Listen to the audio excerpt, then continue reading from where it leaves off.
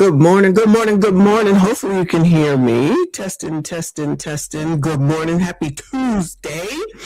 We got to get back to it. Good morning again. We got to get back to it. I said we were going to come out here and make sure that let's call it take a look at Gen Z. Okay. Maybe I may have it wrong, y'all. Okay. Sometimes I might not get it right. Let me let the music. Is it on? Oh, it is on. Let me change it. I feel like I need background music now. Anyway, so we got to get back to it and see if we can figure out what's wrong with Generation Z. Maybe it's us, Generation X. Maybe it's us. Good morning to Coolie Cat. I see you. I appreciate you. 9x9, I appreciate you. Lawrence, I appreciate you. And everyone else that is here, hit the like button for me wherever you're watching. We're on everywhere. We're on Generation X channel, Messy Michonne Live channel, Instagram. Child, one more place. I can't think of what it is. Somebody told me I need to get on Kick, but I don't know if I need to get on Kick. Good morning, Trey. I don't know.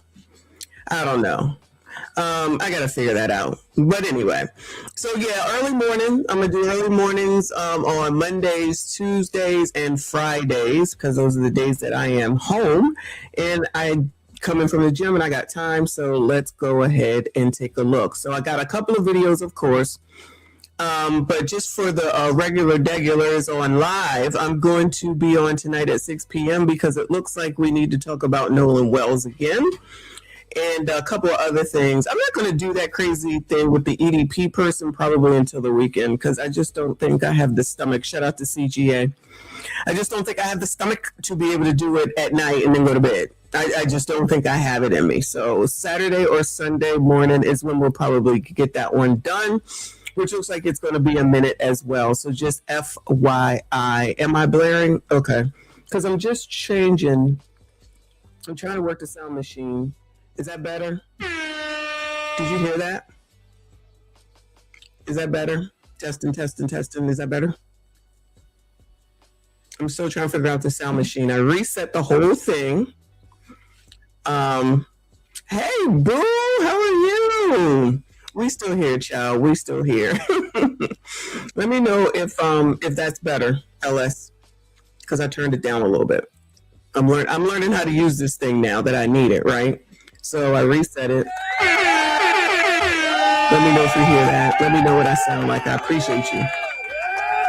But we're gonna get into it. Good morning, legend. Shout out to all of y'all that are here. Hit the like button for me. Subscribe if you are new.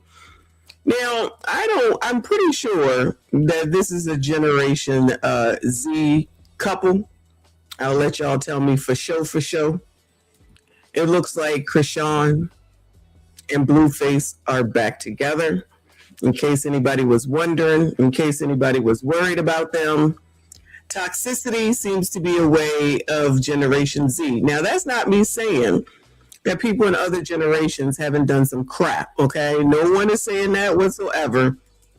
But the amount of toxicity,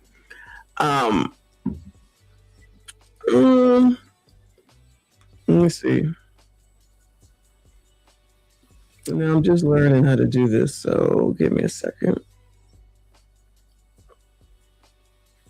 I know this is the microphone. Let me push it away from me. I don't know if that's going to help because I can't figure this out right now. I am not that well versed with this, unfortunately. But shout out to you for knowing this type of stuff. Hold on a second.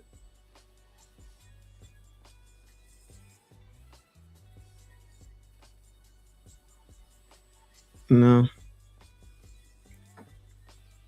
No.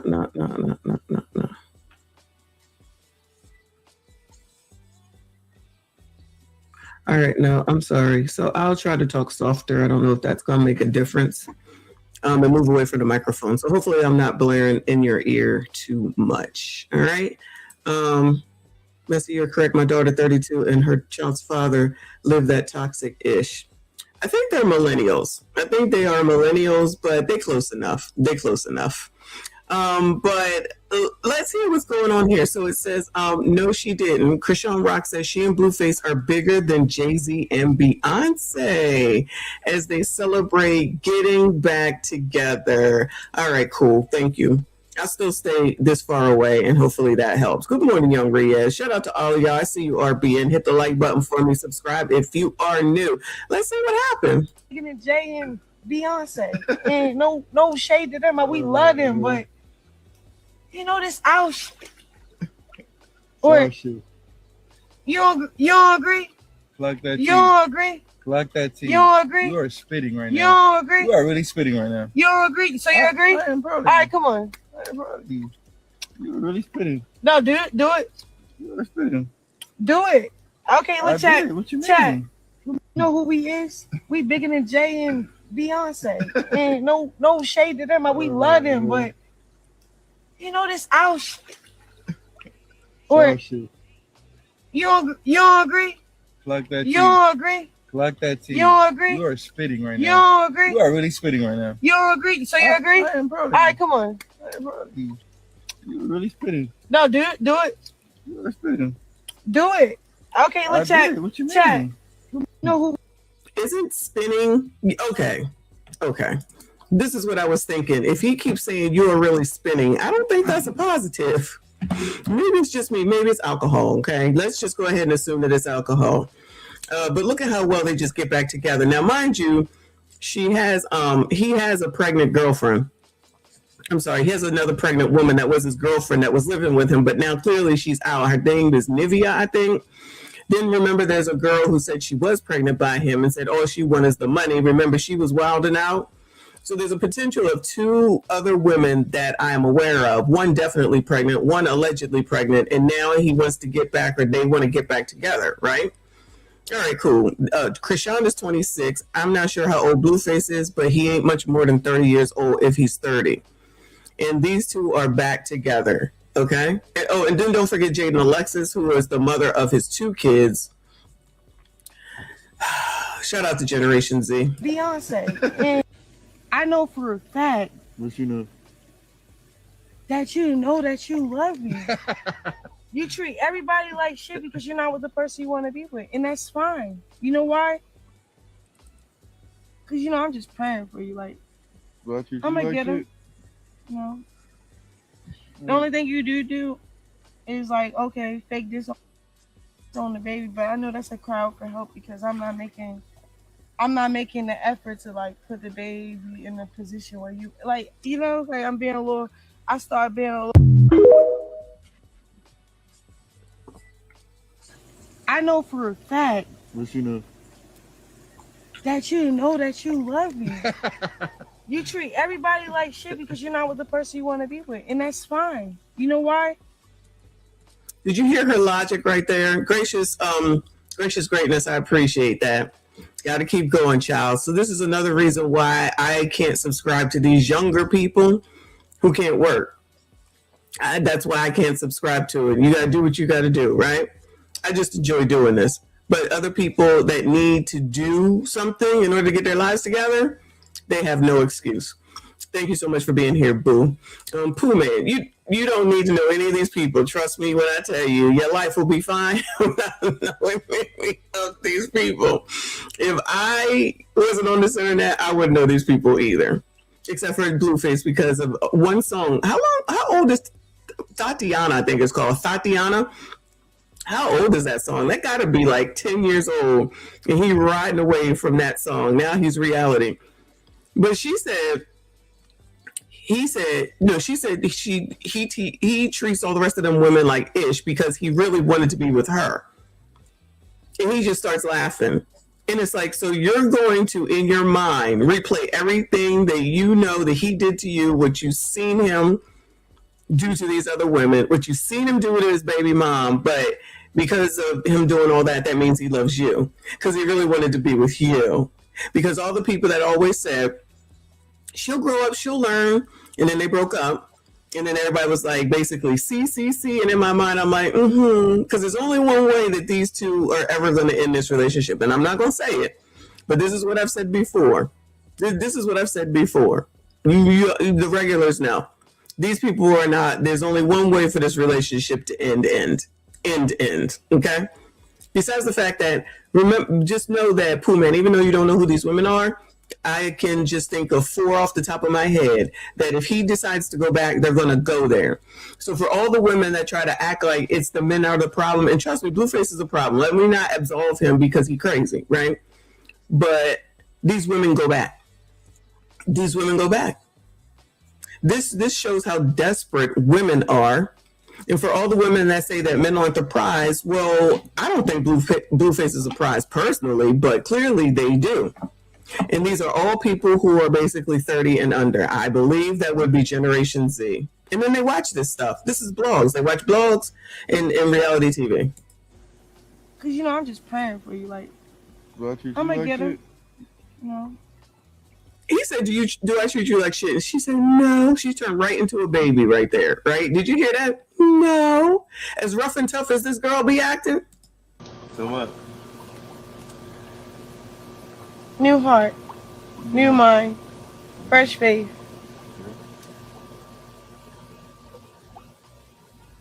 New beginnings with the person I really love. So what? New heart, new mind, fresh faith. New beginnings with the person I really love. Aww. So what?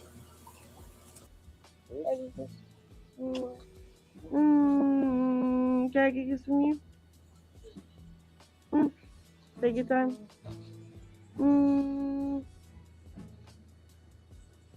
First time.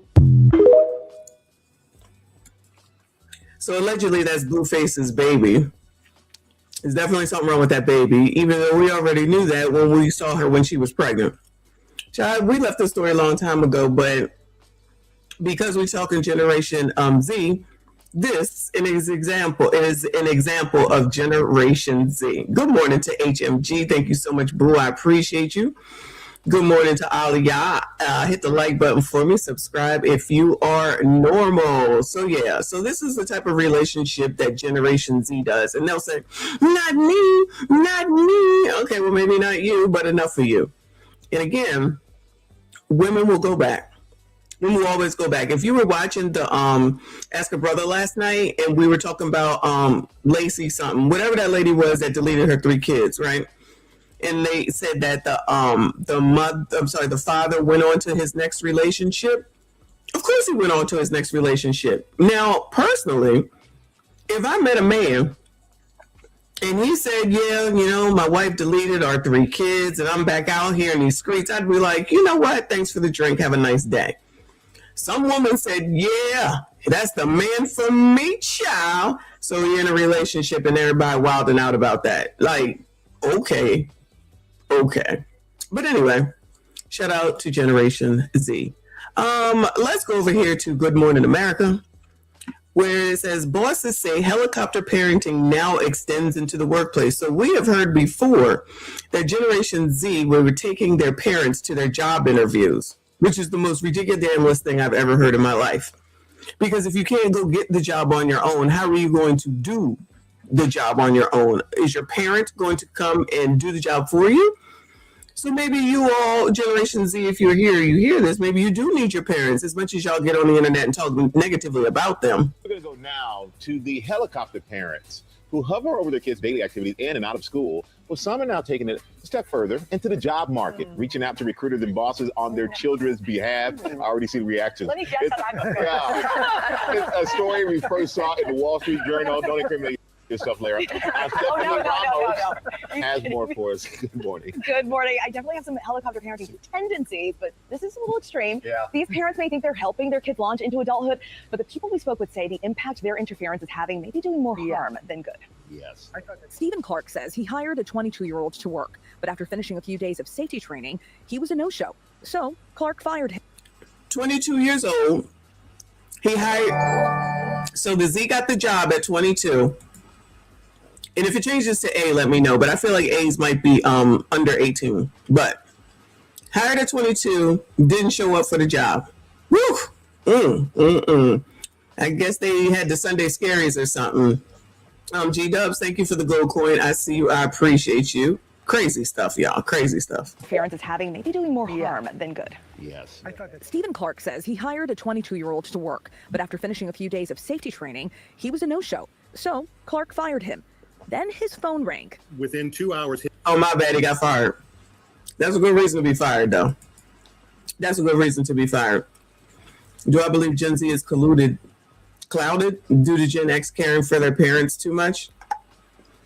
Do you believe Gen Z is clouded due to Gen X caring for their parents too much? I don't know what that means. I say what I think it is. These people want to do what they want to do when they want to do it, and they think they're entitled. They're narcissists, and they don't want to do anything because they want to be on the phone and be on the internet. That's it.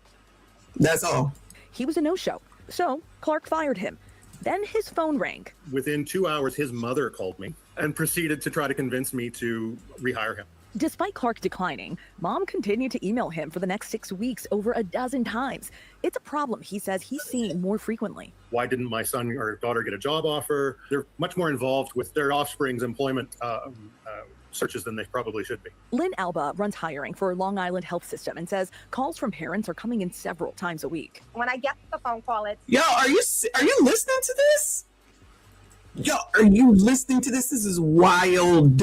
More frequently. Why didn't my son or daughter get a job offer? They're much more involved with their offspring's employment searches than they probably should be. Lynn Alba runs hiring for Long Island Health System and says calls from parents are coming in several times a week. When I get the phone call, it's, can I speak to the candidate? Most of the time, the candidate is not there. A mom of four, Alba says that while it's okay to coach your kids through their job hunt, there are limits. You can help coach from the sideline, but you can't step on the field, right? The anxiety for parents is understandable. Unemployment for recent college graduates hit 5.7% this year, higher than the national average, with more than 4 in 10 now working jobs that don't require a degree. Rick Wainshall at Data 4 says his youngest daughter was working at the front desk of a hotel and unsure of what she wanted to do next. So he decided to intervene by publishing a post on LinkedIn, asking his professional network to help her. When I did the LinkedIn post, it was really in an effort to give her a chance to talk to people that I know who are willing to step up and...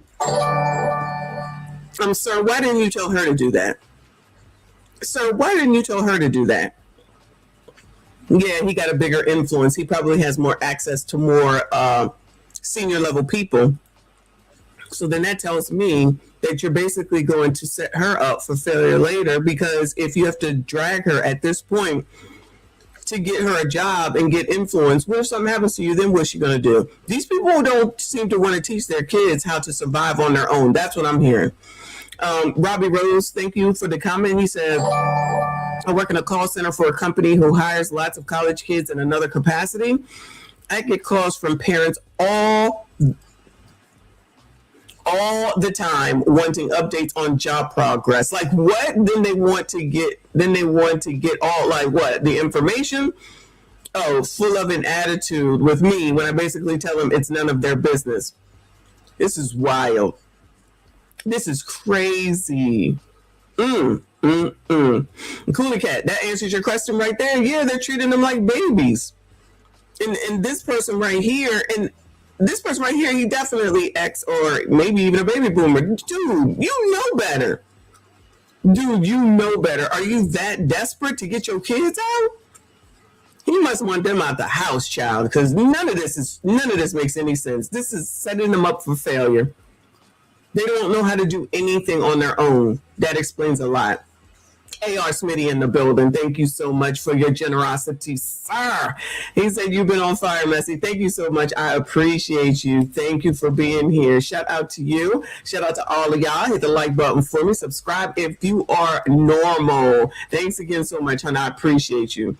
Leonard, thank you for the silver star. I appreciate you. And thank you for the 100 jewels. Shout out to you. Good morning, y'all. Good morning, good afternoon, good evening, wherever you are. Have that kind of career conversation with her. But he cautiously suggests there are limits to what he's willing to do. The thought of sitting in on a job interview or, calling in sick for her or anything. No. Recruiters say parents can absolutely help their kids prepare, review a resume, do a mock interview around the kitchen table. But when it comes to reaching out to an employer, let your child make that call. And the dad that we spoke with says it was his daughter's talent and hard work that landed her the job. He says she didn't really need his assistance. So I get it. You want to help as much as you can, but it's the opposite calling the of employer help, ultimately. Yeah. Exactly. Yeah. Oh, my mom called Disney ABC. She got you here, right? She got me a job. So it works for some, apparently. It works for some. That's right. Child, please. That's funny, though. Shout out to Michael Strahan. But wow, that's wild, y'all. Any of y'all doing this for your kids, good luck, okay? They never leaving home. They never leaving home. Our job is to teach them how to handle crap when they get out there in the damn world. So it's like from one extreme to the other. There's parents that aren't doing anything with their kids at all. Then there's the parents that are doing everything for their kids. So where's the middle ground? Where's the middle ground? Shelly, thank you so much for the Cash App hunt. She said for just retired in the ATL, not on social media. Love the show. Thank you so much, hon. I appreciate you.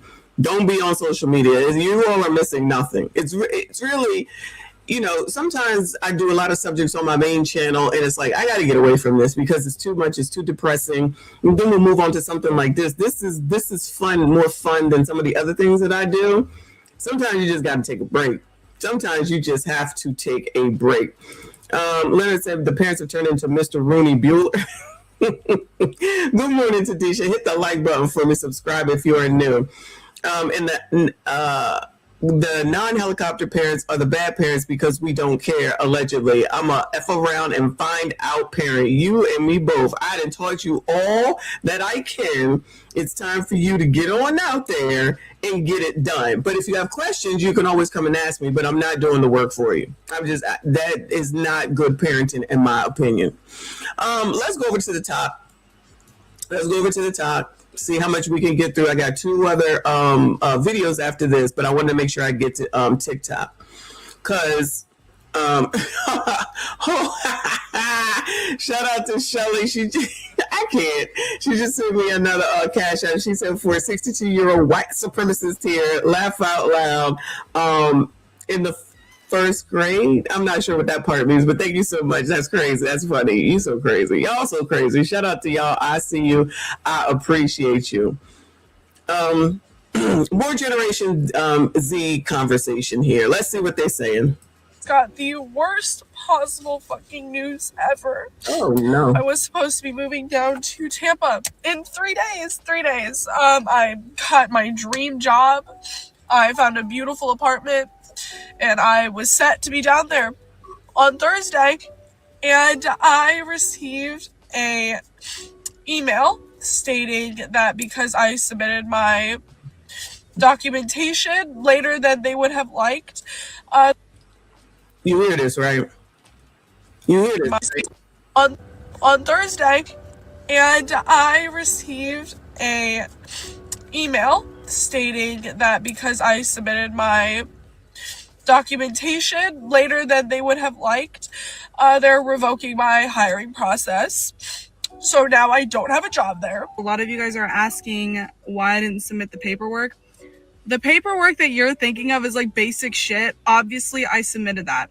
And when I was given this initial form, I filled it all out and I sent it back.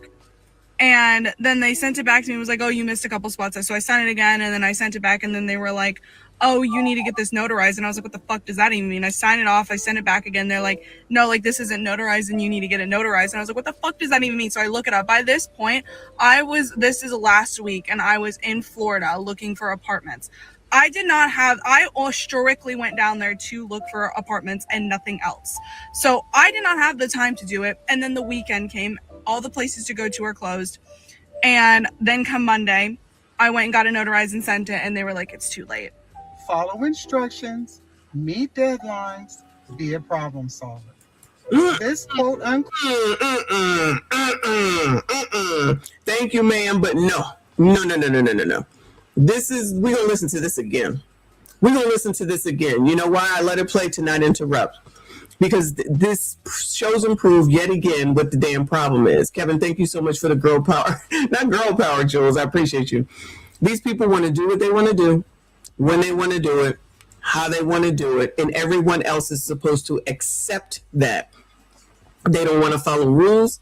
They don't want to follow directions, and they think that whatever time that they decide that they want to show up, whatever time they want to do something, whenever they feel like answering you as the boss, whenever they feel like doing the work that they're being paid to do. Remember, these are people that think they should be paid millions of dollars, and they don't even know what notarized means, which is fine. You might not know. So you telling me you can get on here and make a TikTok video, but you couldn't get in it and go into Google, go into ChatGPT and say, what does notarized mean?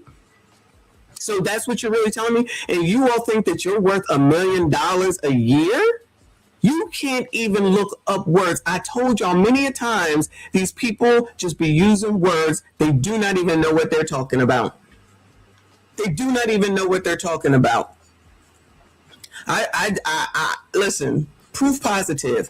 She said this is her dream job, and it wasn't important enough for her to do what she needed to do. She didn't follow directions either. If she sent the paperwork in and then they had to turn around and say, you did this wrong, girl, strike number one. And that's a big strike. Like the lady was saying, you don't even pay attention to detail. You don't even do things right for you. Why do I think that you're going to do things right for me? Wow. Wow. Yeah, but these are the people that are saying that it's somebody else's fault that they don't have work. It's the economy. No, it's you all. It's absolutely you all. She should be ashamed to put this on the internet, but because there is no shame and these people are narcissists and they think they do no wrong, they shit don't stink, that they willingly are putting this on the internet like they are the put upon person. I was supposed to be moving down to Tampa in 3 days. 3 days. I got my dream job. I found a beautiful apartment, and I was set to be down there on Thursday. And I received a email stating that because I submitted my documentation later than they would have liked, Listen to what she just said. I submitted my paperwork later than they would like. So that means she missed a deadline. That means she missed a deadline. So if you're missing a deadline before you even get here, she definitely ain't going to be making no deadlines once she gets the job. This is before she's even started. She's missing deadlines. You think she understands that? Revoking my hiring process. So now I don't have a job there. A lot of you guys are asking why I didn't submit the paperwork. The paperwork that you're thinking of is like basic shit. Obviously, I submitted that. And when I was given this initial form, I filled it all out and I sent it back. And which means she didn't read it. If she said she filled out all the paperwork and sent it back and they said, ma'am, you didn't get it notarized or you missed a few spots, she didn't read it. They don't pay attention. Too busy ready to get back on the internet to see what's going on the talk. Then they sent it back to me and was like, oh, you missed a couple spots. So I sent it again and then I sent it. You missed a couple spots. You missed a couple spots. That's them being nice, child. Back and then they were like, oh, you need to get this notarized. And I was like, what the fuck does that even mean? I signed it off. That means that you are a childish child who wants to do what you want to do. And you need someone to tell you what to do. That's why you need to go work at McDonald's and drop fries. Because you need someone to tell you what to do. Even though they think they don't need anyone to tell them what to do. If I send it back again, they're like, no, like this isn't notarized and you need to get it notarized. And I was like, what the fuck does that even mean? So I look it up. By this point. No, she didn't say that to them. Listen, it wouldn't surprise me if she said to them, what does notarized mean? It wouldn't surprise me. This is last week and I was in Florida looking for apartments. I strictly went down there. Excuse after excuse after excuse. And notaries are open on the weekend. They may be private and they probably cost more, but notaries work every day. To look for apartments and nothing else. So I did not have the time to do it. And then the weekend came. All the places to go to are closed. And then come Monday, I went and got it notarized and sent it. And they were like, it's too late. Follow instructions. You can't make it up. You cannot make this ish up. Wild. Now, I just read an article that stated that bosses are firing their Gen Z grads at an alarming rate shortly after bringing them on board once they have graduated college. And the video that I watched done on the article was blaming the teachers for these young adults not being able to show up on time and meet deadlines and dress and communicate professionally. This is not a teacher problem. This is a parenting problem. Which is why teachers are quitting. Teacher has never taught me how to conduct myself as a professional on a job. Those are things that my parents taught me as a young adult. And the reason why these young adults, these Gen Z grads, are having such a hard time is because they lack guidance from their parents. Parents are not parenting like they used to. I don't disagree with her. Again, it's extreme on one side, it's extreme on the other side. But why didn't that girl in the last video go ask her mom or dad, what the heck does notarized mean? She looked like she got, just, I'm going stereotyping, she looked like she probably got both of them in her life. Why didn't you just call them and ask them? No? All right. And then, anyway, Shelly, thank you for another cash app. She said, for Live Through Jim Crow, he did. Goodbye. I cannot. Shout out to Shelly. I appreciate you. The reason why Gen X and the earlier millennials did not deal with this issue because we did not walk onto workplaces, on jobs, thinking that we were bigger than the program. A lot of these Gen Z grads are thinking that they're bigger than the program straight out of college. Yeah. This is not the way the world works, a job works, or especially corporate America. I got let go for poor communication on a project that I literally flagged 3 times. I told my manager in our one-on-one that this timeline was unrealistic, but she didn't care. I brought it up in the team stand-up. I even mentioned it in a cross-functional sync. And when the project fell apart, they pointed at me. They said that I failed to escalate. Are you serious? Here's the worst part. They deactivated my email and Teams access the same day, so I couldn't go back and pull any message, any thread, nothing. All of my proof was locked in their system. So they... Girl, goodbye. This is how firing works. You get no more access. They could do this. They could just blame it on me. Yeah. Thankfully, I have been using playbacks for months. And it recorded every single meeting I was in. So she was recording meetings at work. This is what I'm hearing. You're recording meetings at work.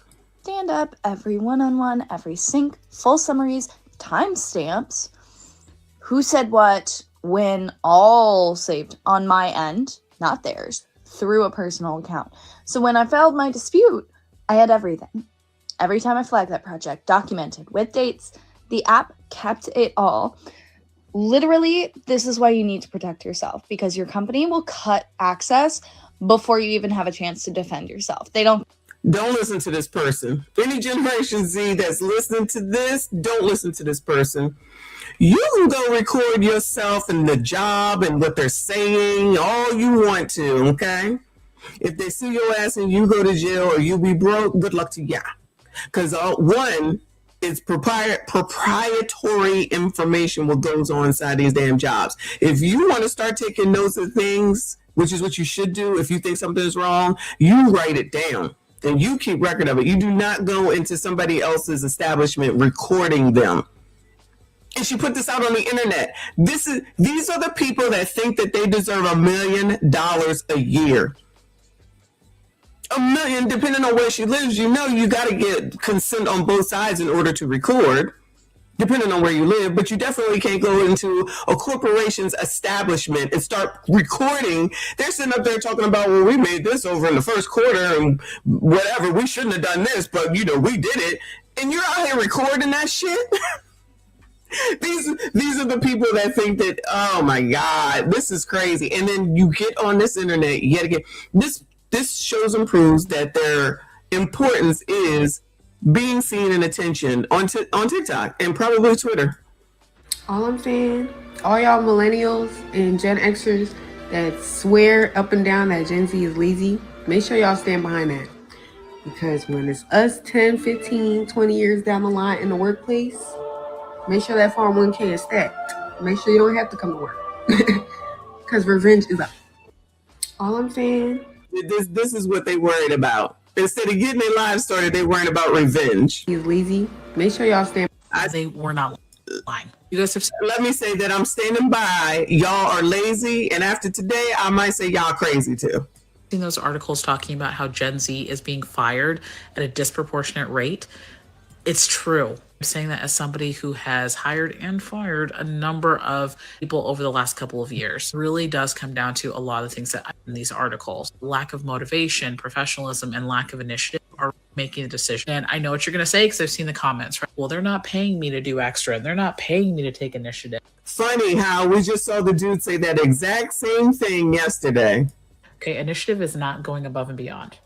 That's different. Taking initiative is, if you're given a task, proactively think of the steps that you need to do to get that task accomplished. If I were to boil it down into one thing, initiative is understanding that you are being paid for an output or an outcome, not effort. Let me say it again, cleaner, okay? They are not paying you for effort. They're paying you for an output or an outcome. I don't care what your job is, I guarantee you that is what they've had to demonstrate to even hire for that role. The sooner you can figure that out, better, more efficient you are at doing it, is how you not only keep your job, but get promoted. Those who can't figure that out are the ones who are losing their jobs. This is not just Gen Z, it's in general, but I'm seeing a lot of Gen Z in the comments. Well, they're not paying me for that. Paying me for being here. They're paying me for showing up. That's all I'm required to do. No. Paying you to show up. So they think that these jobs are paying for them just to, wow. Wow. Interesting. This is interesting. You look at a job description, there's specific outcomes, jobs to be done that you were hired for. Those jobs are paying you for, not how hard you work, how long you sit there, how much effort you put in. You're being paid for an outcome. And I'll tell you a little secret. Faster you can get to that outcome, the freaking better for you and them. But that's the difference between those who are keeping their jobs and those who are struggling to keep their jobs. And how do you do it with a decent attitude? There are multiple Gen Zers who have gone viral recently talking about how they got fired from their jobs. And a couple of them have been because they didn't complete the paperwork required by their job before they started working. And the other one was a girl who talked about how she was late on her first day of work and then late on her second day and she got fired. And as a high school teacher, like, I can't laugh, I can't smirk. All I can think about is genuinely how far we've come away from what used to be the norm and what used to be personal responsibility. And I'm in awe. I truly am. Because these are things that, again, teachers come on this app and tell you guys, this is what we are seeing in the classroom. And if these people also went to college and they still can't fill out paperwork and put things together on time and know what a notary is, college would be a waste of time. I hope that girl was not a college graduate. They should revoke that company. They should be suspended. The college should be suspended. That's crazy. It feels like we're just like yelling into a chamber that nobody listens to, because I don't know what is going to be that's going to get us to the point to, as a society, to realize like there's serious damage going on, but like the lack of personal responsibility, the lack of accountability. And everybody likes to hop on this app and talk about accountability, but you don't actually understand what accountability is at this point. And discipline. Because they don't know what words mean. Just be using words, child. Like, kids need to experience these things because they're coming out into the real world and then they're doing stuff like this, like not submitting paperwork that you need to submit in a real job, then coming on this app wondering why they got fired or thinking that them getting fired was unfair. Like, I hate to say it, but I'm starting to agree with boomers sometimes. Like, yeah, you should be especially early to work, especially on your first week, and being responsible is part of being an adult. And like, I understand people making mistakes, but it's a whole nother thing to come on this app and defend this. Saying you have to go on the same day that you start your brand new job. No. But there was literally nothing I could do about it. I got there 30 minutes late. Today, I was... Bro, what? Goodbye. I'm about to shut this shit down. Now that I got there 30 minutes late.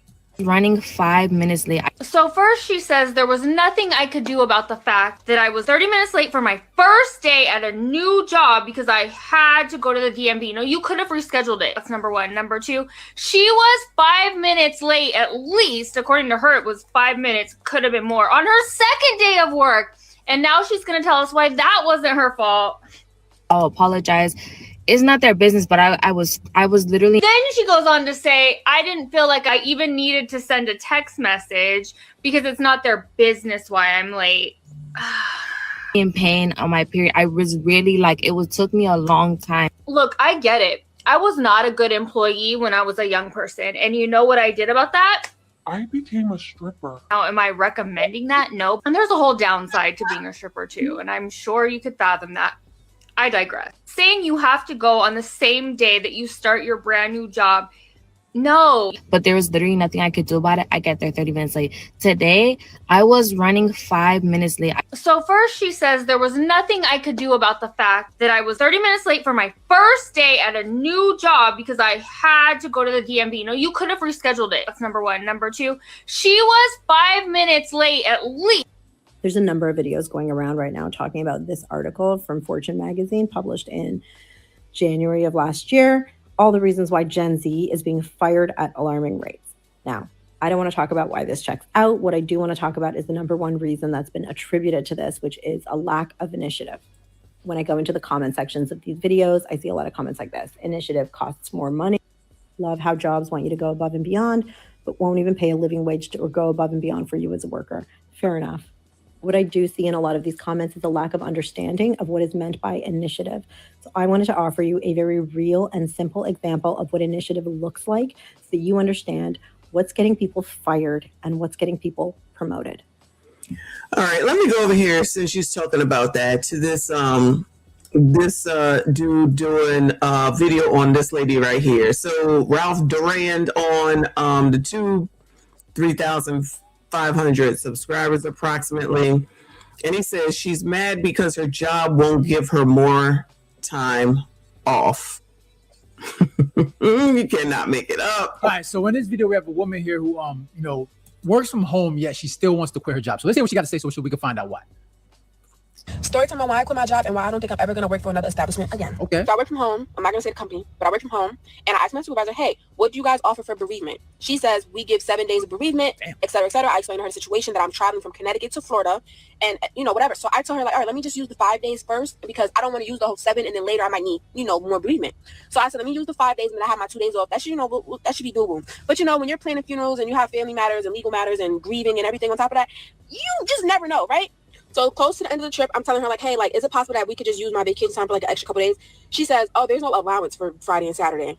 Basically, this job, you have to have hours on the calendar where employees can take off. They're using my vacation time. I need allowance for certain days to take it off. She's like, there's no allowance. I said, okay, well, can I just use the extra 2 days bereavement? Her response basically was like, why? Why do I need to re-explain to you again bereavement and what I need the extra 2 days for? And then it's like, okay, bereavement, the company gives us their time. I asked to use my time. You're not giving me no options. You're not telling me like, okay, look, this is what you can do. You're just telling me no. And it's like, as a supervisor, if you see that's your option, no.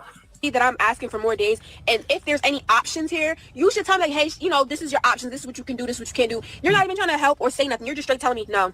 And my thing is, why can't I use the extra 2 days bereavement if you guys give me 7 to begin with? So because I didn't say 7 up front, I can't get it. Y'all, I'm not going back to that job. I'm about to sit here and let you guys treat me like a robot. Y'all jobs need call center employees. Y'all need us. I don't need you. Y'all, the call center employees need them. They don't need the call center employees. So you know what they'll do with call centers, right? You know what they're going to do with call center jobs, right? And then people will get mad again and say that every time they call, there's somebody on the phone that I can't understand. Actually, you do need them because you need a job. See, the thing is, they can replace you, right? It's not that. It's a call center job. And not only that, but you work from home. Like, you work from home. And you know what's crazy is like, okay, it's been a while since I worked for, corporate America, work for anyone. I usually thought you get like 3 days. Like 7 days is a lot. Like, honestly, it really is a lot. It really is a lot. So why wouldn't she just go ahead and just take the damn time? She trying to talk her way through on what she needs. Listen, you asked the question, they gave you the answer. That's it. That's all. Start your own thing. There's a million jobs out here. You walk down the street, every job is most likely hiring. I'm about to say, wait, now it's millions of jobs out here? I thought they said they couldn't find a job. I thought they said nobody is hiring. Now all of a sudden there's millions of jobs out here. And kill myself for y'all ungrateful ass companies. Like, these companies really do not give a damn about you. And I've worked since I was 16 years old. Like I said, I don't know why these people think anybody cares about them. They need somebody to care and love them or something. It's weird. So, and I'm 27 now, and why do people keep mentioning how long they work? I worked since I was 16. I worked since I was 14. Like, who cares? What does that matter? Like, you worked since you. She should know better at 27. I'm gonna say that she should know better at this point at 27 years old. So she's just childish. That's all. A cookie? It's crazy. I'm learning now that I'm not about to let a job kill me, bro. Like, yes, this economy, you need a job. Yes, you know, sometimes you got to deal with shit that you don't want to deal with. But at the end of the day, if a family passes away or if you have bereavement or whatever, if you need to take time off, why are you telling me no? That's my whole thing about it. Like, if I'm trying to use my earned vacation time and you're telling me no, why do you get to control when I can take a breather, when I can grieve? Why do you get to control me when you pay me for what I do? How dare you tell me what to do when you're the boss? How dare you tell me that I can't take time off when it's customer service and you need to be here? How dare you? When I can do anything. No, you can't do anything. And also with this job, I'm on a 120-day attendance probation, but I'm on 90 days probation. So I passed 90 days probation, but I'm still on probation for my attendance. And basically I got told, like, if you miss another day or else, pretty much. The 2 days I missed during my first 90 days, it was for like doctor's appointments or something like that. If I work Monday through Friday, 9 to 5 or 8 to 5, when am I going to have time to take care of my body, my health? Like, I'm telling you, y'all do not kill yourselves for these jobs out here. They do not care about you, bro. So I agree. Don't, girl. Just stay home. From the time being, I am unemployed somewhat. But if you know me, you know I always figure it out. I always got a way. And as long as I got a car, I'm going to figure it out. I'm going to get up, go do Lyft, go do DoorDash, go do whatever I can do to make money. This is not stopping nothing. Fuck that job. Yo, you be wondering why these chicks be unemployed, bro. Like, these jobs are just like, yo, I don't want to deal with this.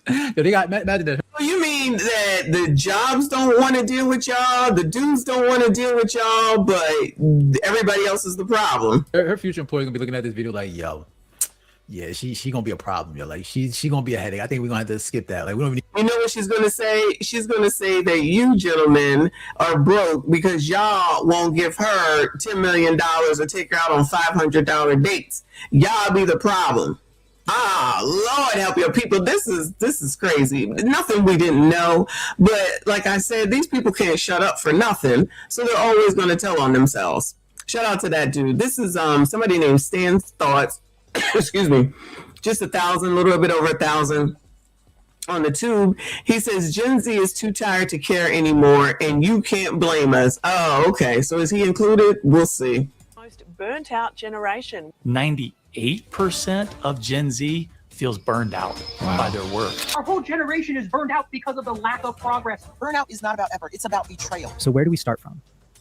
Because I don't think people understand how strange it feels to be exhausted by a life you have barely even started. Not tired after one long day, or because you stayed up too late, because by all metrics and statistics, our generation is less likely to stay up all night drinking or partying. This isn't that something I did on a weekend type of exhaustion. And worse still, it's not the type of exhaustion a nap or one motivational podcast can fix. I just realized it doesn't matter how early I go to sleep. I just don't want to go to work. I'm tired of feeling burnt out, working 2 jobs. I don't have no time for hobbies. Like, literally, it's work, home, finding time to sleep, 4 hours of sleep, little cat nap for an hour and a half. And then when you're at the second job, the main job, actually, you're just like a zombie. And the confusing part is that on paper, we are still young. We are supposed to have energy, be ambitious.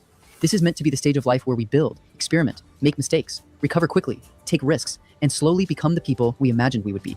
A lot of Gen Z's grandparents help formulate and cultivate the infrastructure of corporate America. And then they went to go tell their children, hey, work hard, climb the corporate ladder, do everything you need to do, and everything will be promised to you. You'll be able to buy a house, you'll be able to take vacations, you'll be able to retire at a reasonable age. To most of us, adulthood doesn't feel like freedom. It looks like a login screen at 6 a.m., a calendar invite at 10 p.m., a group chat that never sleeps.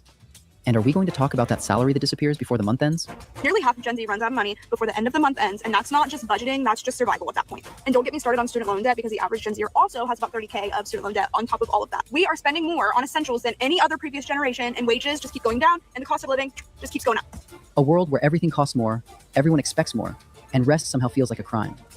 And the crazy part is, we are not even 30 yet.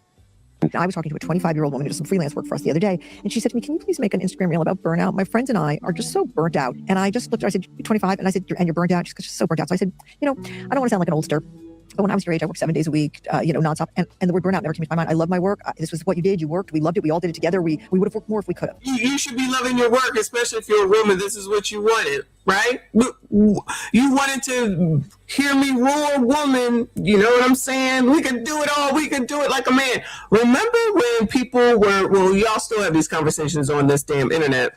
It was saying that, you can get married and have a family and stay at home and have your kids. No, nobody want to do that. I can do it all by myself. I'm a grown woman. You're not going to tell me. We can do the same thing as a man. I'm a man. He's a man. Everybody's a man. Everybody's equal. Oh, it sounds like some things have changed around here. And then she said a very interesting thing. She said, but you had hope. And I did have hope. We all did have hope. We believed that if you worked hard, you were rewarded for it. So the question is not simply whether Gen Z is tired. Everyone gets tired. Of course, eventually. The deeper question is how so many people in their 20s reached a point where ambition feels less like excitement and more like survival. I mean, there is a strange emotional weight to being young right now. You are expected to dream big, but also be realistic. You are told to build a future, but most of your energy goes... This dude is saying this like the rest of us didn't have to hear the same stuff. ...into surviving the present. You are told to rest, but only after you have earned it. Preferably after answering every email, fixing your finances, learning AI, healing your childhood, drinking more water, and becoming someone your LinkedIn network... What are they burnt out from? I want someone to tell me. What are they burnt out from? Because they got to work in order to live instead of being on the internet. I'm telling you, that's what it is. Social media, all of it. That's what they want to do. This new generation of social media people are burnt out because they have to actually go create a life instead of being on the damn internet. Wow, it's crazy. Work can pretend to be inspired by, right? This is about a generation trying to understand why life feels so heavy before it has even properly begun. Can you imagine the mental that millennials and Gen Zs are going through, that they've worked the past 5 years making $60,000, making $300,000 and having no savings, no investing, and actually more in debt? Before burnout had a name, most of... And let me just say again, these are the same people arguing about 50-50, and yet they're out here complaining about how much stuff costs. You don't want to get with anyone. You get to do it all on your own. This is the part that nobody seems to be saying, everybody, that the difference between them and us is that we typically partner together. Men used to, until they made them effeminate. Shout out to the men that are here, you sassy straights. Men are the people that are supposed to go work hard. You got men up here whining and complaining about going to work because they're making men effeminate. That's the agenda. You can be A, B, C, D. You don't have to do anything. We want you to open up about your emotions and your feelings and talk to us like women. Now you got these women complaining. These young women complaining that it's too much work. Y'all chose the bear. Y'all don't want nothing to do with men. You done ran them out of the gym. You done ran them out of the bar. You done ran them away from dating. Now all of a sudden it's not right. It's not fair. So now you burn out. Now you can't afford life. Now you got the student loan debt. Wah, wah, wah, wah. Wah, wah, wah, wah. Spoiled, honestly, is an understatement for these people. They are annoying AF. Most of us were already being trained for it. Of course, no teacher stood in front of the class and said, "One day you will answer emails at midnight and call it ambition." Teachers are so honorable. I'm sorry to interrupt, but again, just like I said yesterday, all these people think about is corporate America. My question is, why is it out of everything that's open in the world to do and that's available, the only thing they focus on is corporate America? Remember for the regulars where they used to say that women won't go, and yeah, I'm typically speaking about women, but women won't go and do something that's blue-collarish. They only want to go work in corporate jobs where you go into the air conditioning in the summer, you go into the heat in the winter, and you stand around and you do whatever you do for your job, and you automatically just get promoted, and then you go to HR, all those different things. Gen Z, you don't have to work in corporate America. You don't have to work in an office. There's a whole wide world out here. But for some reason, the only thing they want to do is be inside of an office. And of course, no parent, loving parent for that matter, looked at us doing homework and said, "Enjoy this, because soon your hobbies will need a monetization strategy." It was more different than that. It came through the way life was always presented as preparation for the next stage. Elementary school was preparation for middle school. Middle school was preparation for high school. High school was preparation for college. College was preparation for the job market. The job market was preparation for stability. Stability was preparation for a better life. Every stage was treated like a waiting room for the next one. So we learned very early that the present was not really the point. The point was the future. Does this all sound familiar? Your grades mattered because of the future. Your choices mattered because of the future. Your discipline, your reputation, your attitude, your classes, your internships, your resume, your LinkedIn profile, even your ability to network without looking like you were begging for survival in business casual. All of it was supposed to add up to something. And you know what? For a while, that made sense. It gave the chaos direction. It made sacrifice feel useful. You could stay up late studying because it meant something. You could miss out on fun because it meant something. You could accept pressure because everyone kept saying it was shaping you into the kind of person who would one day have options. But then we arrived at the future everyone had been pointing toward, and it looked strangely unfinished. I work a decent paying job. I love my job. I make good income. We have no kids, me and my fiance, and we're still barely scraping by. Our bills are paid, but we can't save any money. We can't go on vacation. I mean, we do little things here and there, but realistically, we don't really do anything, and we still live paycheck to paycheck. And this is where Gen Z burnout becomes hard to explain to people who only see the surface. When you are with 20, because I'm going to put her at late 20, she says she has a fiance, no kids, right? But maybe if you were married and you had a kid, what vacations were y'all taking, Bueller? Were y'all going to Dubai like they want to do? Were y'all going over to Thailand and, you know, all these places that these people seem to want to go? Miami for the weekend, Miami, what else? To the Caribbean, anything else? Listen, Prime, at one point with one kid, both of us had 2 jobs. At one point with one kid, both of us had 2 jobs, and it wasn't no Uber Eats then. It wasn't any YouTube that I could think of at that time. So it was straight leave the house and go and work. These people just think everything is supposed to just magically just come together because allegedly somebody told them to. That's what I'm saying. Like when I hear my friend who's 53 years old did 50 hours of overtime, and as much as RBM works, as much as all these different men that are here work, and these young people with more energy don't want to do anything and saying that they're put upon, nah, I'm not buying it. And they can go and do Uber and Lyft and DoorDash and all those different things, be on this here YouTube, do all that type of stuff. They just want to complain, y'all. I'm sorry. They just want to complain. And they're supposed to be the smart ones now because they've been in the internet their whole lives, phones their whole lives, and they still complaining? Please. Because from the outside, it looks like impatience. It looks like we want success too quickly. It looks like we are complaining before we have paid our dues. But inside, many of us are not angry because life requires effort. We are tired because the finish line keeps changing shape. He said life requires effort. You think? You think? The moment you think you have done enough to start your life, the world quietly adds another requirement, and another, and another. So when people say Gen Z is burnt out before 30, maybe part of it is because we were taught to spend our whole childhood preparing for arrival. Then we got here, and somehow we are still in the queue. I actually think that it's insane that as adults, we have to ask other adults if it's okay that we take time off to live our own lives. Why do you stop working at 5 p.m. every day? What? Did you hear that mess? Hold on a second. Somehow, we are still in the queue. I actually think that it's insane that as adults, we have to ask other adults if it's okay that we take time off to live our own lives. Why do you stop working? You don't. You can just go do your own thing. You can just go do your own thing and you don't have to ask anybody anything. If you never get started, you're never going to get to the point where whenever I want to take a day off, I just let my boss know, child, I'm taking a day off. But if you don't work, you never get there. Child, this is ridiculous. William John said Gen Z isn't built for doing physical work. Well, they need to get to it because it seems like that's what they need to be doing because corporate doesn't work, but all they do is focus on corporate for some reason. Wow, isn't it? Working at 5 p.m. every day. What? You stop working at 5 every day, and I can see your status change.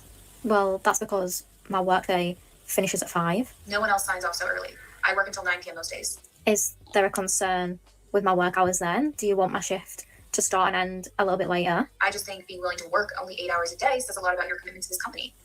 What do you mean? Well, signing off at 5 will have long-term consequences. especially when it comes to promotion. Chana, that lady sound crazy saying that. That lady sound crazy. Not the girl, but the one that we can't see. If that was real. If that was real. Because I don't know if that's real or not. But then if they over there recording conversations again, she ain't going to have to worry about it real soon anyway. Nobody told us that work was about to enter every corner of life.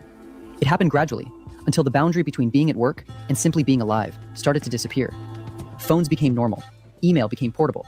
Okay, then that could be true, but that lady talking about she recorded internal conversations inside of a job, and if she puts that out, she gonna be in trouble. That's all I'm saying. You can't be recording inside of companies, and then you just can't do that. You really just can't do that.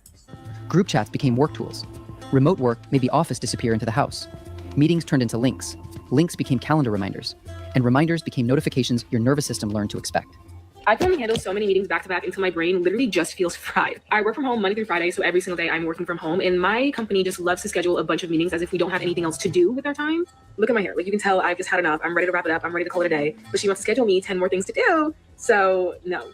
Jobs really be having this, like, they really think that working is your entire life. Y'all having work events on the weekend and thinking I'm about to show up talking about like a chili cook-off.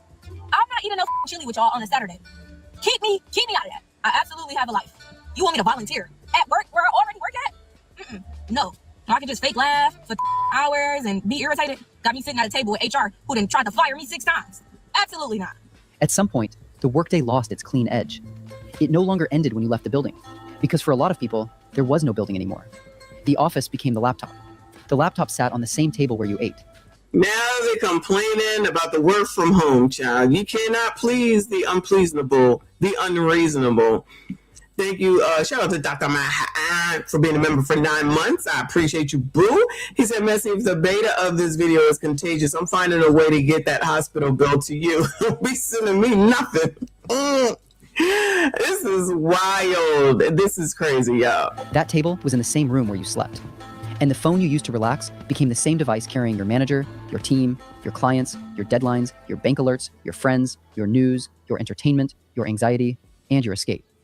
So home stopped feeling completely like home, and work stopped feeling completely like work.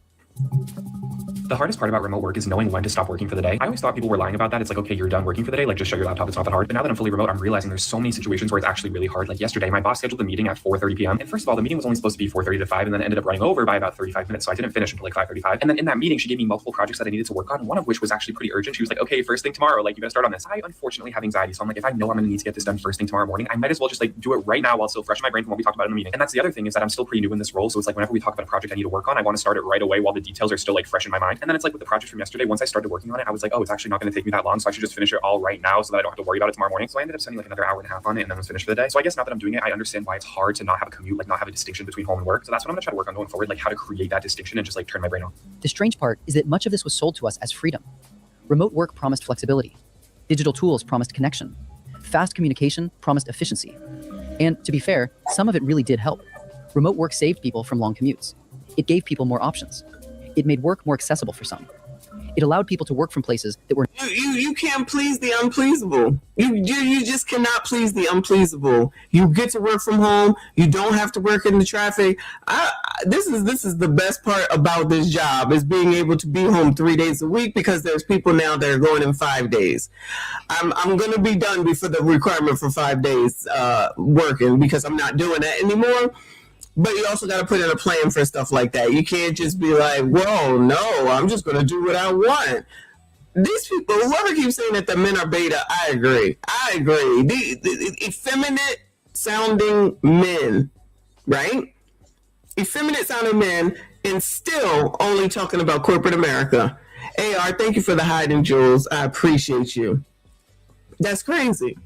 One True says, I work remote and I close my shift when I want to. Child, and this ninja here is stupid. Listen, 3 o'clock is my cutoff time every day. My boss said freaking yesterday, sent out a meeting at 3 to 3:30. I politely declined it and said I will not be here.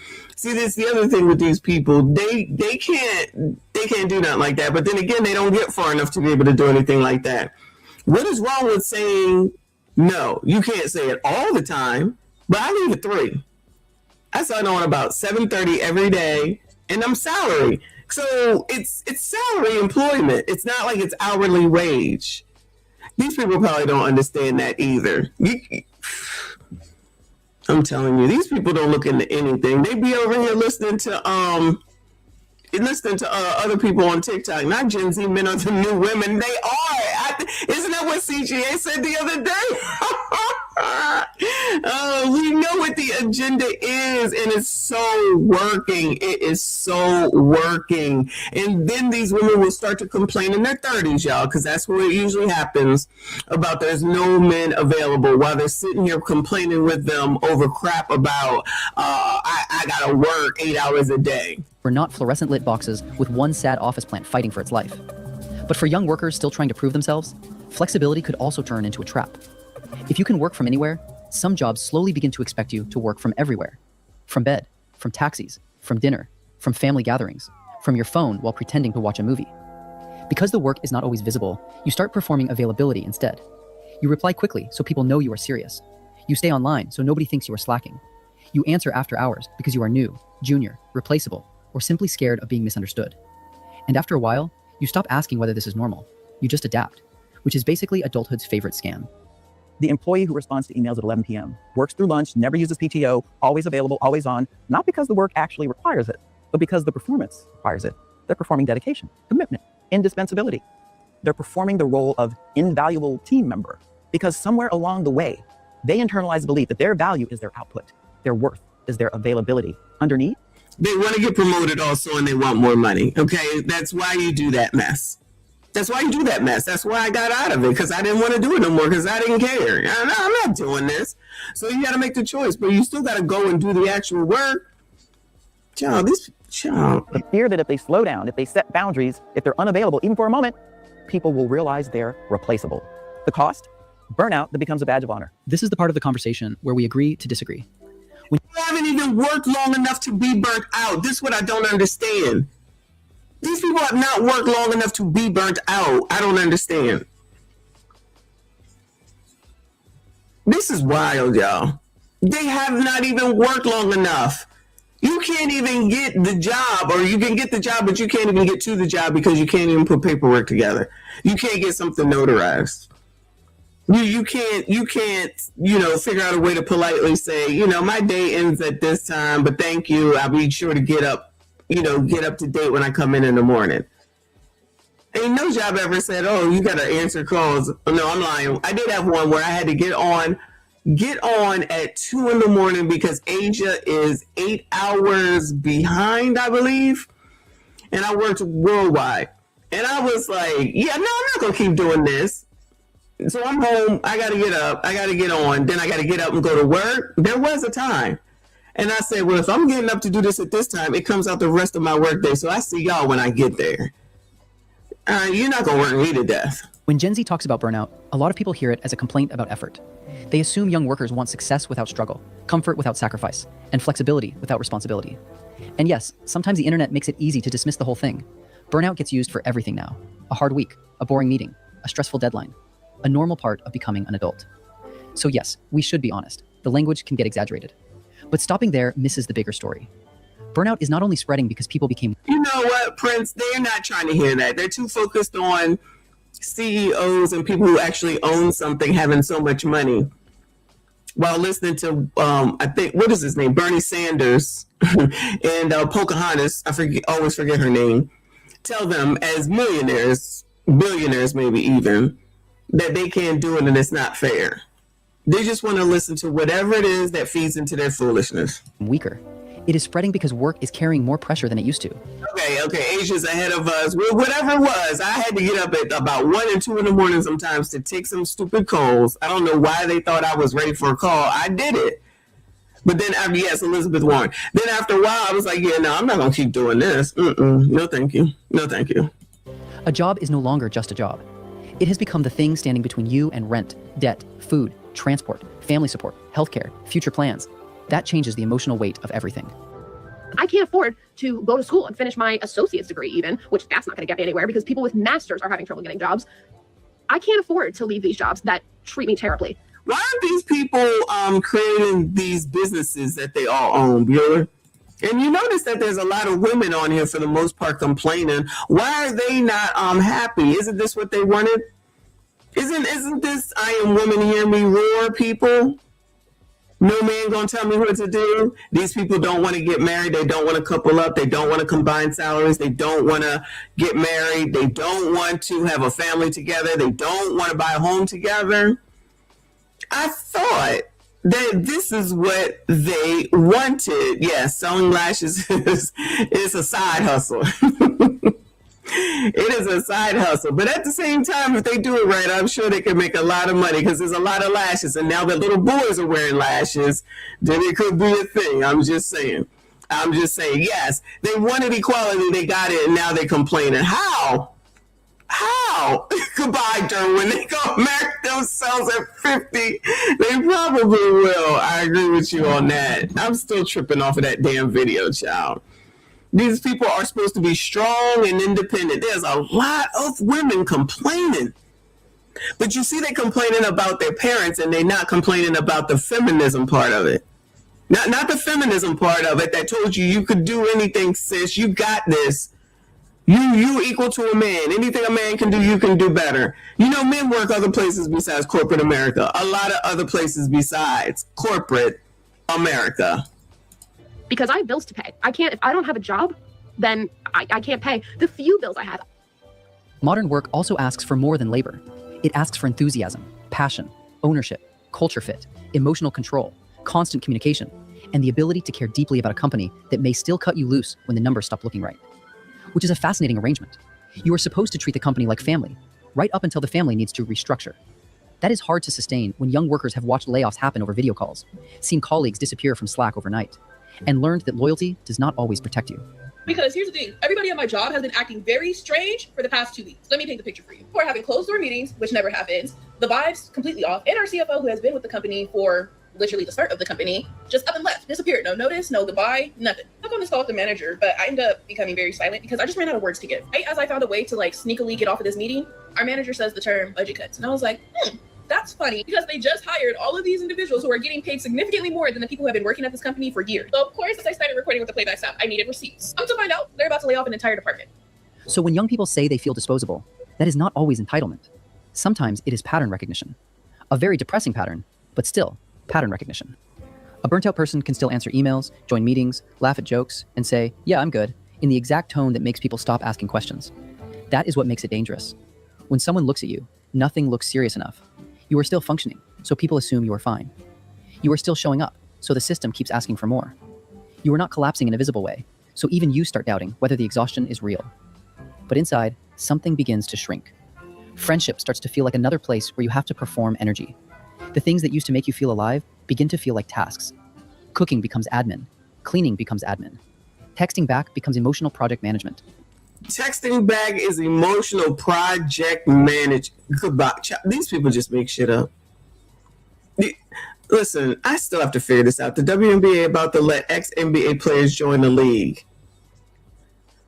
Oh my God. Well, they can get more views that way. I'm still not watching it though. Exercising becomes another performance goal. Calling home becomes something you keep postponing because you do not have the strength to sound okay. Remote work has ruined my social life, and I don't think enough people talk about it. I used to work in an office, and I had friends there. I made good friends. I was never someone who had a big friend group, but I wasn't people to talk to. But now working from home, I realize that the person I talk to the most is my cat. And I like not commuting. I like working from home. I don't love my job, which also makes it a little more difficult, especially now that I realize all I did was leave my house to go to the gym and grocery shop. So I would like to know how adults make friends. I'm 25. How do adults make friends when you work from home, even when you don't, especially when you don't live in a big city? Burnout does not only make you tired, it changes the way you see yourself. You start questioning your own character. Maybe you are lazy. Maybe you are ungrateful. Yes. Maybe you chose the wrong career. Yes. Maybe adulthood has always been this hard, and everyone else is just better at pretending they are okay, which, honestly, does seem to be the main qualification. That is why the Gen Yes, you got it. You got it. Exactly. Z is soft criticism lands in such a complicated place. Part of you wants to reject it immediately. Another part of you secretly fears they might be right. But then you look around and realize this is not one person failing quietly in their room. It is millions of people using the same language for the same feeling. That is when burnout stops looking like a personal weakness and starts looking like a pattern. It's interesting the whole third spaces are disappearing, we've become more reliant on the internet to connect, to organize, to share information. But the internet is quasi-public infrastructure, meaning it's publicly accessible but privately run. The algorithm that sorts us into our digital neighborhood operates not out of public good, but private interest for profit. Now the internet keeps us distracted, entertained. It's an opiate. But what if it also serves to keep us contained? People are saying we're not angry enough. Nothing is happening in real life. Where is the change? It's all here, online, kept safely away from those actually making these decisions. The internet is good for communicating, for spreading awareness. But remember that we only have a finite amount of rage. And when that angry pressure is alleviated by posting here about it, it will never translate into the real world. And that's entirely by design. Still, I do not think we can talk about burnout honestly if we only talk about the system. Bad managers matter. Low salaries matter. Corporate culture matters. Technology matters. The economy matters. But if every part of the problem lives outside us, then every solution has to come from outside us too. That leaves us powerless, waiting for someone in a boardroom to develop empathy, which historically has not been a fast-moving department. Some of our exhaustion comes from work, but some of it comes from the way we consume life. We wake up and immediately put other people's thoughts into our heads. During breaks, we scroll through success, beauty, wealth, sadness, outrage, politics, relationship advice, career advice, money advice. So do they not want to be alive? I mean, I'm not suggesting anything, but do these people not want to be alive? It's like no matter what it is, there's a complaint. It doesn't matter what it is, it's a complaint. I don't get it. I don't get it. Oh my God, I gotta wake up, it's a problem. Oh my God, I gotta cook, it's a problem. Oh my God, I gotta clean, it's a problem. It's a problem. It's a problem. And strangers turning their lives into content. You keep saying that you're burnt out, but then you doom scroll to cope with it, and I don't think you actually know what it means. Burnout is cognitive overload. Cognitive overload leads to cognitive lag, which leads to physical fatigue. I need you to understand this. Burnout is not just getting tired. Which crazy movie lady does she look like? She looks like she belongs in a crazy movie lady. I can't think of what it is. Somebody's baby. Rosemary's Baby, is that it? I don't think you actually know what it means. Burnout is cognitive overload. Cognitive overload leads to cognitive lag, which leads to physical fatigue. I need you to understand this. Burnout is not— Look at how much she's caring for that dog, though. Just getting tired. Getting tired is from physical exhaustion, which can then lead to cognitive lag. Burnout is when you have too many things going on in your brain at once. So it's not just from working too much. It's also from being on social media too much. It's from consuming too much information. It's from starting thoughts and then not completing them. Every time we have an idea, a thought, we open a brain loop. And if we don't close it, those brain loops continue to circle back and send information and continue to try to problem solve while we're not even consciously thinking about it. By the end of the day, our bodies may— That dog is tired of listening to her voice. have left work, but our minds are still being chased by information. Poor Fido. Oh, your minds are being, whatever he said, for information. Get off the internet. Nah, I can't do that. You gotta see what's going on the top. It means our nervous systems are living inside a 24-hour emergency broadcast. So yes, companies need to respect time. Managers need to stop confusing urgency with importance. Salaries need to match reality. Workloads need to be honest. Look at how the job has to make all of the changes. You hear this, right? But the actual person and what they got going on in real life does not have to change. The job has to change for the employee, but the employee's life doesn't have to change at all. You can't make it up. Other people might not hear that, but this is what I'm hearing. The job has to take into consideration that you gotta go to your mama's house. The job has to take into consideration that you didn't get enough sleep last night. The job has to take into consideration that you gotta go take food to Fido so he can be okay all day. The job gotta do this. The job gotta do that. This shit is so unrealistic. This is crazy. Derwin, I appreciate you. He says, damn, oh my God, I got my dream job. The problem is I got to do it. There you go. You know what? That might be the title. Thank you for that. That could be a title. This is wild stuff. But we also have to ask whether we have forgotten how to be unreachable, whether we know how to be bored without panicking, whether we can rest without documenting it. Maybe burnout is not proof that Gen Z is weak. Maybe it is a warning signal, a sign that something about the way we are working, living, comparing, communicating, and measuring ourselves has become too much. And the answer cannot be fake simplicity. Not everyone can quit their job. Not everyone can fully log off.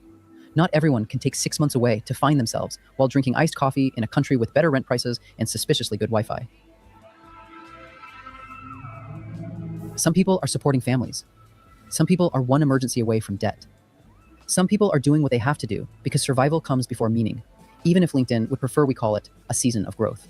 Ask yourself, what am I tolerating that I already know I shouldn't be? Don't quit your job and blow up your whole life. Just find the leak. That conversation you keep dodging, the boundary you keep softening, the role you stay in because leaving would make things awkward. Burnout starts when your mouth keeps agreeing to things that your spirit has already rejected. And until those two tell the same story, no amount of self-care will ever fix it.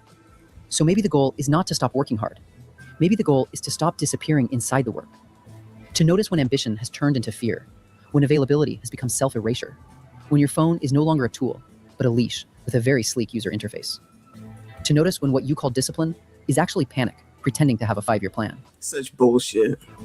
Because work matters. It can give dignity, structure, growth, money, confidence, and purpose. But it cannot be the whole story. A career cannot replace community.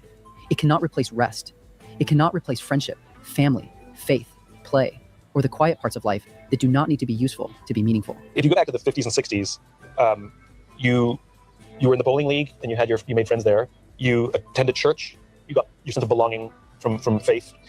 You did actually have barbecues with your neighbors, and work was the place that you worked and made a living, and you didn't ask more. The only thing, the relationship to work was, I'll be loyal to you and you'll be loyal to me. I'll give you my whole career and you take care of me, and I'll get a gold watch at the end. And so over the course of time, church membership declined, the bowling leagues disappeared. We don't have barbecues with our neighbors anymore. And so what we started asking work to fill all the gaps. We said, okay, work.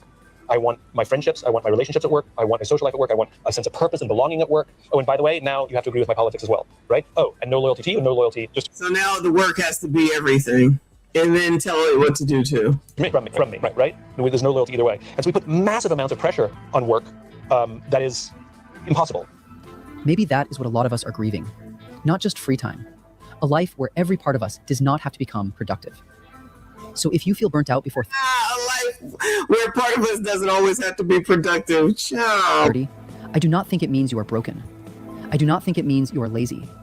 I do not think it means you are weak. But I also do not think we can meme our way out of it. At some point, we have to tell the truth about the lives we are building. What work is costing us. What success is asking from us. What we are pretending not to feel. And what kind of future we are willing to protect before we become too tired to imagine one. Child, I think y'all are already there. I got no empathy and no sympathy whatsoever. None. Child, these people crazy. Child, these people are crazy, but they like it. I love it. So that's the Tuesday vision for Generation Z, the laziest generation ever, making excuses on a daily basis, talking about what they will and will not do while owning absolutely nothing, blaming everyone else, and finding a way to get some people to have empathy and sympathy for them. I don't know what the heck happened. I don't know where it transitioned at, but if you, you don't fish, you don't eat, however that goes, that saying goes, I guess y'all just won't eat and you can just keep being on this internet whining and complaining. Yeah, it's cry you. If it's life. If you want a better one, you work hard for it, period. Yeah, and stop thinking about corporations. I'm telling you, these people are obsessed with corporations, consumerism, capitalism, all the C's. And yet they listen to Fool's Fool here on the damn TikTok. Anyway, gotta get to work because it's not going to work itself. And I'm not trying to get fired today, maybe tomorrow. Shout out to all of y'all, though, for hanging in there. I appreciate you. Hit the like button for me. Subscribe if you are new. Thank you to everyone that donated. Shout out to the stream sponsor, AR Smitty. I appreciate you, boo. I'll be back later on tonight. We have to cover Nolan Wells because the lawyer for the boys is speaking out, and ain't no way we're not going to talk about that. All right, I appreciate, look out for that, turn on the notifications. I appreciate y'all. Hopefully I'll see you later. I see you all in the next one.